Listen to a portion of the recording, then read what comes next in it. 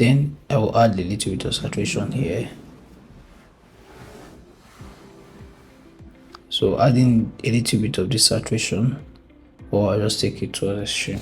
I guess I like this. Then I'm going to take down this hue a little. Yeah, this works. So before, after, before, after, before, after. You can see how successfully brought the image from that way to like this. So what I'll be doing next is I'll be creating a mask for the hair. So I want the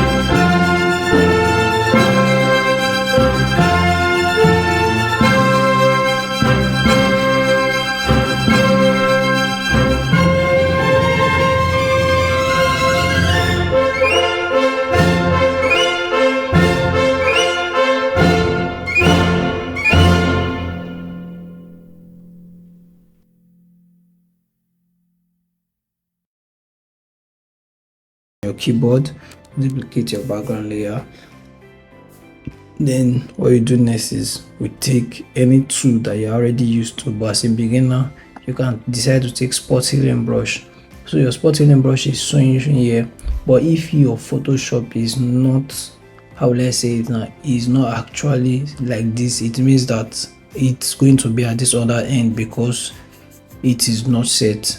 So you can arrange your workspace. So I'll be doing another video on how you can arrange your workspace, but for this let's just go into it. So you zoom in,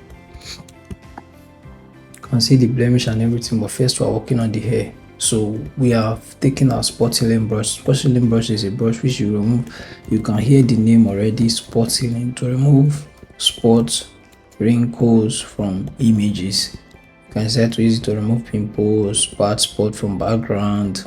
So just like that, we are going to clean up this hair. So this is like one of the most stressful work in photography that I see. Really stressful, straying hairs. Thank God for some AI tool that have been able to come outside, which you can easily use them to remove blemish and all this hair, straying hair. So you are going to carefully remove this, because even before this AI tool came out, we already editing manually. So they came actually to help us fasten up the process of us editing, not to take us out of business. So meanwhile, if now some people cannot afford it yet because of their learning and the rest, you have to master this way to gain your client, build your client base before you can actually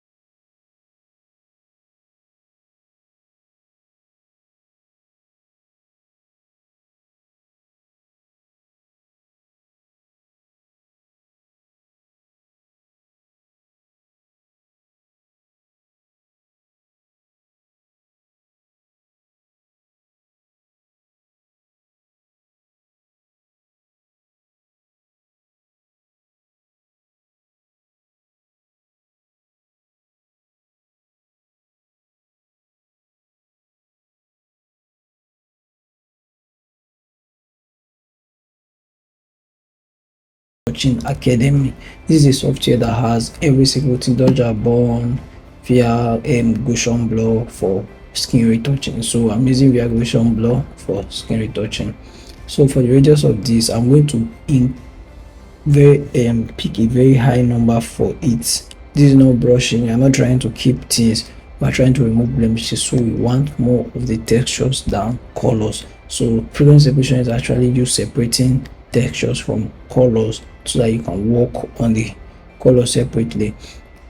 So I'll be choosing 19 since it's a portrait picture, choosing 19, then I click on it.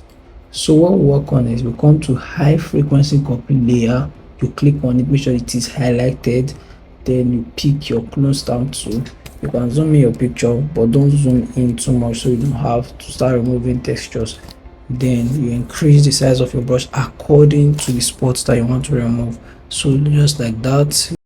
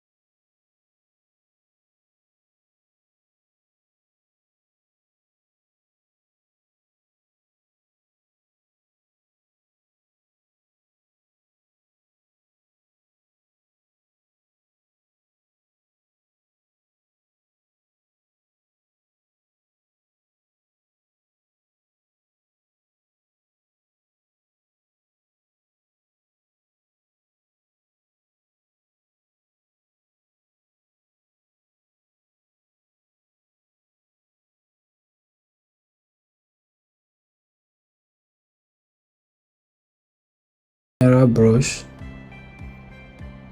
general brush. then a soft round brush. That's what you are going to choose. Then we turn off our high frequency layer.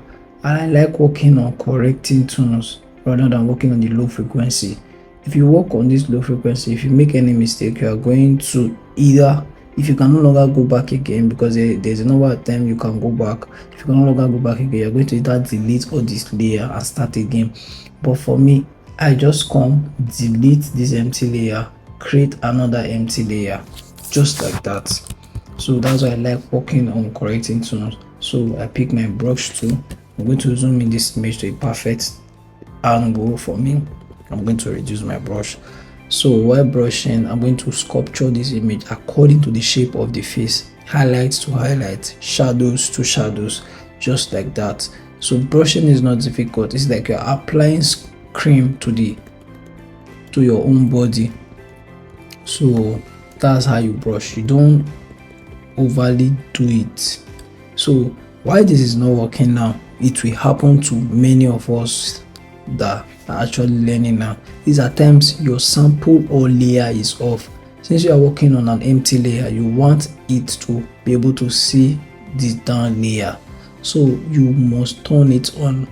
If you don't turn it on, you are going to be brushing and it's not going to be showing. So always pay attention to it that sample or layer is turned on, so you can now start brushing. You can see it's working now. So just like that. So sculpture this place, highlight here, then since this side, so you can see how my brush is moving. I'm taking it like this, like this, like this. So just like that, come here to do it like that. So I'm going to do this middle part just like that, then here just like that, highlights to highlights, shadows to shadows, mid-tone to mid-tone, just like that, and brush here too. So even if the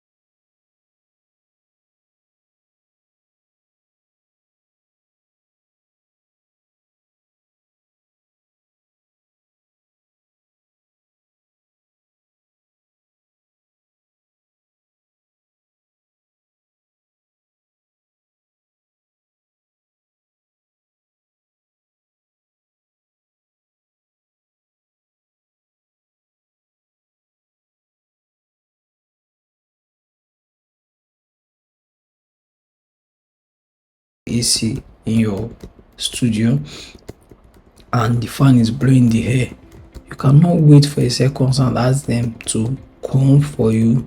You continue shooting. You are going to suffer it in post. So just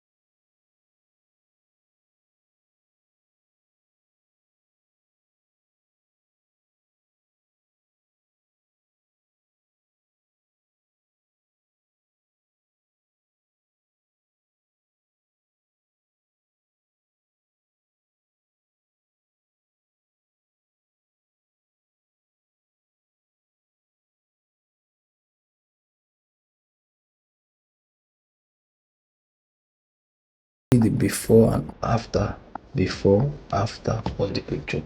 It is now back to life. So I still want to feather out my dodge a little. So come here, still feather out my dodge. So I don't want it to show that okay, I actually did the dodge and burn on this picture. So it's like this before after.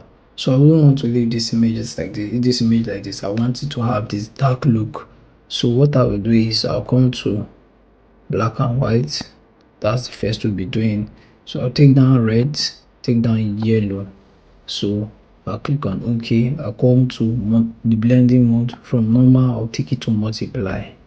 So multiply, I'm going to reduce the opacity. So take it to around maybe 10 or thereabouts. So I'm going to show you the before after. That's how it's looking. So I want to still color grade this image a little. Let's go to selective color. So what I do is I'm going to add 3% of yellow, then 2% of blue, then I'll come to yellow, 5%. Then I come to here. I'm going to push it backward to around -3. Then I want to take this one forward, or let's take it backward a little. -3 works. Then come back to red. Take the margin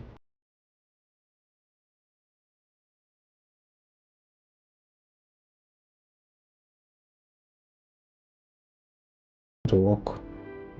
Yeah, 7. Or let's do 6. 4 is okay. So come here, come to neutral. I'm going to take yellow to around 3. That was too much. Let's do 2. 2. So yes, 2. Then take this to around 2, 2. Then take the blue to around 1. So what we're doing next is we'll be coming to, so we'll delete this layer. We don't need it anymore. So what we'll do next is we'll come to color balance. So here I'll be doing -2. Here I'll be doing +4, or let's do +1. Okay, 2 is okay. So here we'll do +2. So I'm going to create a shiny look on this picture. I already told you that I'm going to teach you every single basics on this, on how you can get your high-end editing. So I'm going to create a shine on this picture. How I will do this, I'll come to channel. So you can see layer channels. I'll hold on Control or Command on my keyboard, click the blue, you see. So what we'll do is we'll come to levels. We come here trying to push this forward to have this shine in our picture. You don't want the image to look so boring, so it's having this shine already. You come here, let's see, before, after, before, after. You can set to reduce the opacity like this.